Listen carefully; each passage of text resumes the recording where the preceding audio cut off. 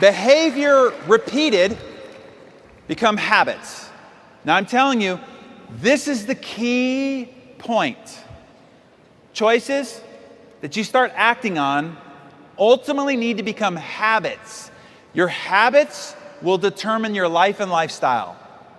If I watch you for a couple of few days and I notice your habits, I can guess your bank account within a few euro. I can predict your future. I can tell you the kind of relationships you have now and the kind of relationships you will have later when I observe your habits. Because habits are the expressions of who we are and how we live, and they determine all your results. So this is ultimately what we want to change, is changing your habits. Now, a habit is something, when you repeat a behavior, you develop inside your brain what's called a neurosignature. Or let's just make it less technical.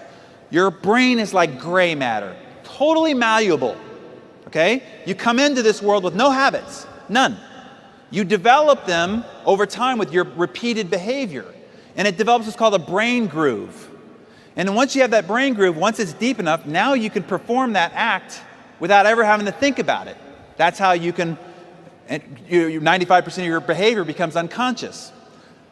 And these habits, they start out like cobwebs and they become thick as cables, as the Spanish proverb says.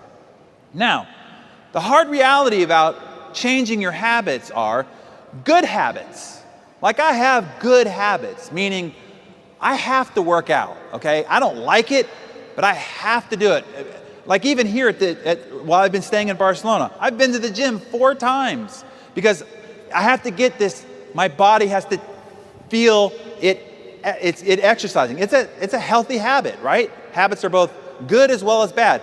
Well, good habits, they're hard to create, but easy to lose. You go on a 2-week vacation and don't run or work out, it's going to be really hard to start back up again when you get home. The other side of this equation is bad habits are easy to create and hard to lose. You go on a vacation with a friend who has this particular drink they like, and you start drinking it, and then you come home and you're still drinking it, and all of a sudden you're like, wow, I got this new habit that I never even wanted, and it's hard to break.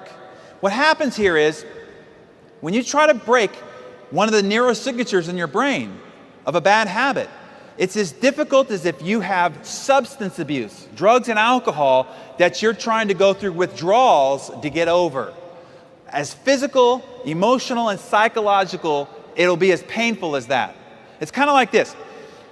Imagine you jumped in a river that was flowing in one direction. You could just jump in and with no effort be carried down the river.